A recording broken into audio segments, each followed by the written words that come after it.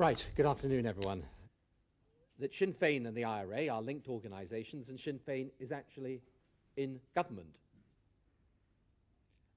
I believe, and it is a difficult judgment, but I have to make it, that if we have the election now without agreement, we will simply make eventual agreement and the eventual basis for devolved government in Northern Ireland less likely. In other words, we will frustrate the very purpose of the Good Friday Agreement. We've therefore decided to postpone the election until the autumn. Background to the position we find ourselves in.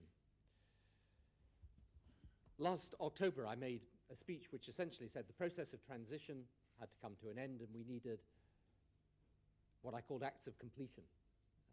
The British and Irish governments will publish the joint declaration today.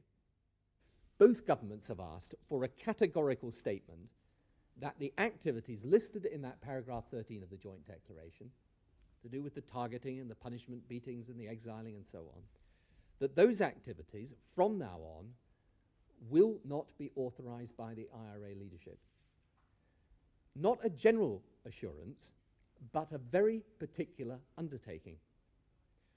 And not for some vague reason, but for the very specific reason that each of these activities, unfortunately, up to now, despite the Good Friday Agreement, has been happening. The agreement and the joint declaration would mean the end of the conflict, of course conditionally on the other side. Okay, many thanks all of you.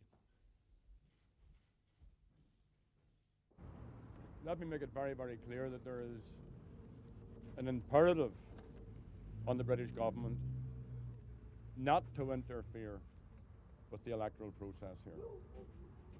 And there's an imperative on the Irish government not to acquiesce. I know all of this is speculation at this point, but I just think it needs to be made abundantly clear